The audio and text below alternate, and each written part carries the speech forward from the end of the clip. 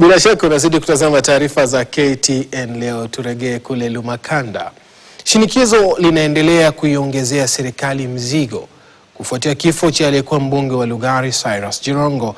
Viongozi kutoka eneo la Magharibi sasa wanataka maelezo ya wazi kuhusu mazingira ya ajali ya barabarani iliyokatiza maisha yake. Wito huu ulitolewa wakati wa mazishi yake eneo la Lumakanda, hafla iliyogubikwa na hisia kali na matamshi mazito ya kisiasa. Haman Kameriki na taarifa hiyo. Mazishi ya aliyekuwa mbunge wa Lugari Cyrus Shakhalaga kwa Jirongo yaligeuka kuwa jukwaa la siasa, huku viongozi wakieleza mashaka yao hadharani kuhusu kifo chake kilichotokana na ajali ya barabarani kwenye barabara kuu ya Nairobi-Nakuru mwezi huu. Rafiki wa karibu wa Jirongo na aliyekuwa seneta wa Vihiga George Khaniri alidai kuwa marehemu hakuwa peke yake ndani ya gari wakati ajali hiyo ilipotokea, kauli iliyozua maswali mapya kuhusu kilichojiri wakati wa mkasa. Hali alivyoongea na mimi, you are lying to me if you tell me Jirongo drove himself to Naivasha. It is a lie. Ukiangalia hiyo gari ya inasemekana ya Jirongo ilipoingia kwa petrol station pale Naivasha, ilikuwa na passenger pale kwa kiti ya mbele, haikuwa na mtu mmoja. Imefanywa analysis, kuna mtu ameketi pale mbele.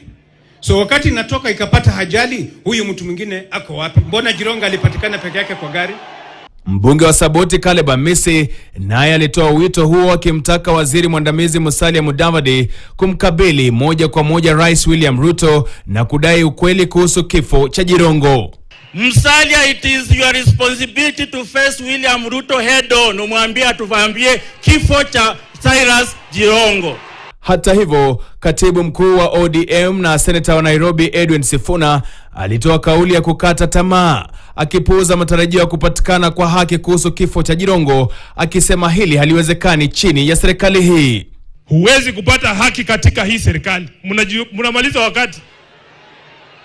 Wewe ukiwa kondoo unaenda kutafuta haki kwa mahakama ya fisi, ole wako. Hakuna haki tutapata kwa serikali ya William Ruto juu ya maisha ya huyu ndugu. And any responsible government all over the world, ile kitu watafanya is to establish an independent inquiry into the death of Cyrus Jirongo. Shinikizo hilo liliendelea kuongezeka baada ya seneta wa Kakamega Boni Khalwale kumtaka spika wa bunge la taifa Moses Masika Wetangula kuelezea hadharani kile alichojadiliana na Jirongo saa chache kabla ya kifo chake. Kwa upande wake, spika Wetangula alisema anaunga mkono wito wa kutolewa kwa majibu na akazitaka idara za uchunguzi kufanya kazi yao kwa uwazi bila kuficha chochote. Nataka ndugu yangu Mheshimiwa Wetangula utuambie Waluya, mlipokuwa na Jirongo mlisema nini, mlikuwa mnapanga nini? Nataka taasisi za uchunguzi ziendelee kufanya huo uchunguzi mpaka kila mtu aridhike.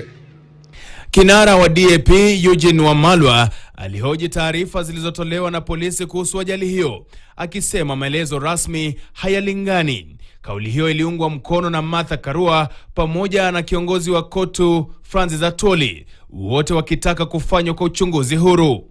DIG Masengeli ametuambia hapa Kitale kwa boma la Jirongo ya kwamba sasa ndio wanaenda kufanya uchunguzi. They are going to do forensic investigations. Which is which? What kind of a government is this that the left hand does not know what the right is doing? Si kuna shida hapa jamani? Akizungumza kwa niaba ya serikali, waziri Musalia Mudavadi aliahidi kuwa serikali itafanya kila iwezalo kuhakikisha maswali yote yaliyoulizwa yanajibiwa, akisisitiza kuwa hakuna kitakachofichwa. Na kadri wito wa uwajibikaji unavyozidi kuongezeka, macho sasa yako kwa vyombo vya uchunguzi vinavyokabiliwa na jukumu la kutoa ukweli kwenye uchunguzi unaoendelea kuzuia maswali mazito na mgawanyiko wa maoni. Haman Kamariki, KTN.